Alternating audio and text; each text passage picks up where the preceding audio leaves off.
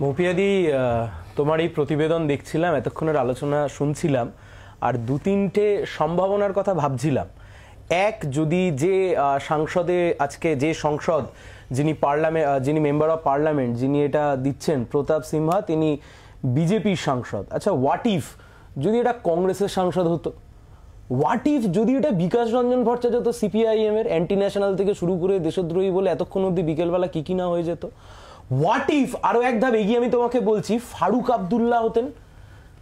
তাহলে একটা ভয়ঙ্কর রকমের জাত, সম্প্রদায়, ধর্ম সবকিছুকে সামনে নিয়ে এসে একটা, এই এক্ষুনি যে বলছিলেন না যে এর মধ্যে টেরোরিজম খুঁজে পাচ্ছেন না, এর মধ্যে ইত্যাদি খুঁজে পাচ্ছেন না, তার অনেকগুলো কারণ আছে। তার কারণ হচ্ছে নিজের দলের সাংসদ ইত্যাদি ইত্যাদি অনেক কিছু এখন জড়িয়ে গেছে।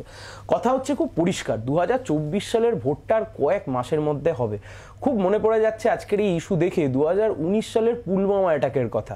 যেমন ঠিক অদ্ভুতভাবে আজকে এতগুলো security arrangement, central paramilitary force, Delhi পুলিশের স্পেশাল বাহিনী, আইবি অফিসিয়ালস, এত কিছুর চোখে ফাঁকি দিয়ে দুজন ব্যক্তি পৌঁছে গেলেন ওখানে। ঠিক তেমন ভাবেই প্রায় 80 কিলো আরডিএক্স নিয়ে তো পুলওয়ামাতেও পৌঁছে গেছিল, কেউ কিন্তু কোনো উত্তর দেয়নি।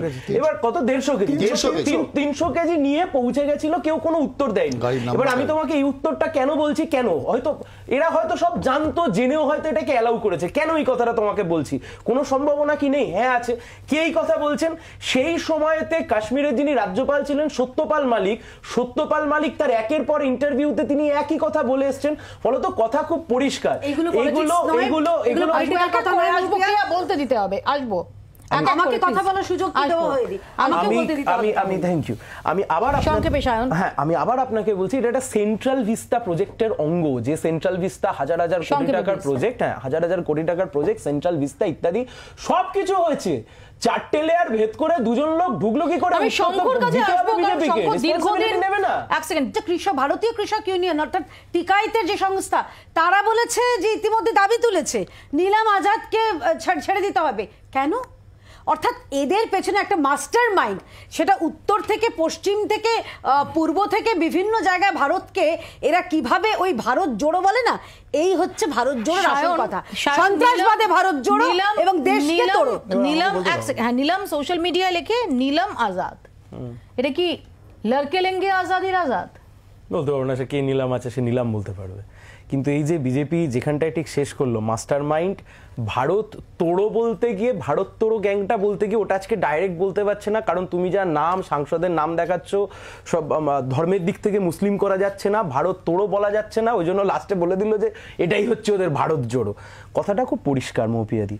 পার্লামেন্ট যেখানে অবস্থিত বা দিল্লি পুলিশ ইত্যাদি, এখানে তো বিরোধী কোনো দলের কোনো স্পেস নেই। তুমি যদি একদম শুরু থেকে শেষ অবধি দেখো, সিকিউরিটি যারা দেখভাল করছে, যার নিয়ে ঢুকলো, সব তো বিজেপি।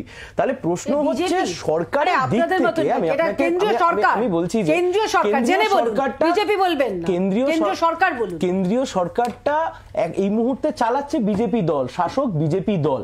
তুমি আমাকে একটা কথা বলো তো, শাসক বিজেপি দলের তরফ থেকে তুমি এখনো অব্দি এই সামগ্রিকভাবে যা হলো, তুমি আমি সিকিউরিটি ল্যাবস নিয়ে যদি বাংলায় বসে আলোচনা করি দেশের অভ্যন্তরে, তাহলে ভারতবর্ষ গোটা বিশ্বের সবচাইতে সর্ববৃহৎ গণতান্ত্রিক দেশ হিসেবে যারা মাথা তুলে দাঁড়াচ্ছে, বিভিন্ন জায়গাতে তো আমাদের মাথা হেট হচ্ছে।